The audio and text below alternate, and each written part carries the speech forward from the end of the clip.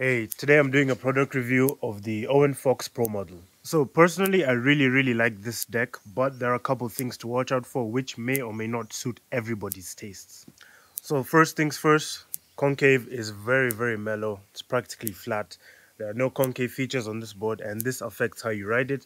Personally, I find it really comfortable. I like the minimal concave. It's just the right amount, and yeah, honestly, I'm honestly in love with the very flat concave. Owen Fox actually does ride his with a torque block, and I feel with the way the board is shaped, you need a torque block on it in order to feel comfortable. The torque block is going to allow you to sort of push on the deck for toe sides, and I feel like it's necessary because this board, the back is actually like about 9 inches wide, and the front is slightly less, at least where your feet go, and with a wider back that affects how you do your toe sides.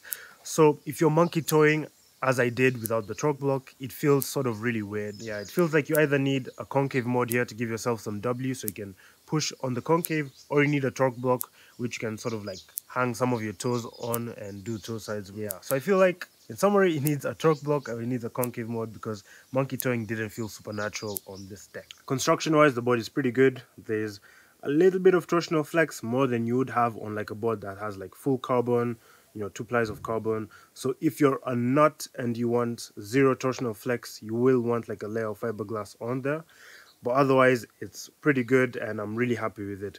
Also, because it has a maple, you get like a ton of vibration absorption. You don't get every little road feedback, when you ride over a crack or whatever, you don't feel everything, so at least that's really nice too. The wheel wells are pretty solid. They're deep enough that when you use like rogues or bears, you really don't get any significant wheel bites, but when you do use really low trucks like the Ronins, you do get a bit of wheel bites, but yeah, they're pretty great as is. The wheel wells at the back, as I said in my first thoughts video, don't really line up that well with really low angle trucks, especially if you use the really rearmost mounting option, but otherwise they work pretty well.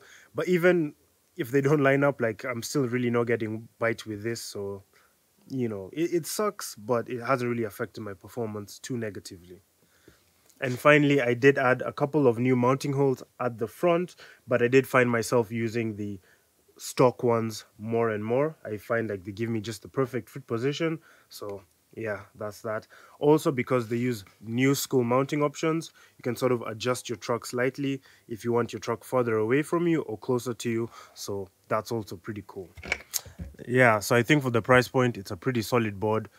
If you love minimal concave, this is gonna be the board for you.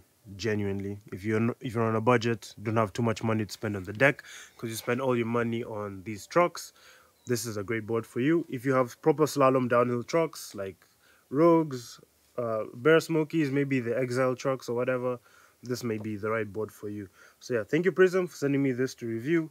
Super stoked on it. I'm gonna be riding it a bunch. Like, honestly, this setup feels so perfect the way it is, and can't wait to take it out to some bigger hills, thrash it, and see what lines I can lay down. Thank you again. Thanks all of you for watching this video, and catch you in the next one.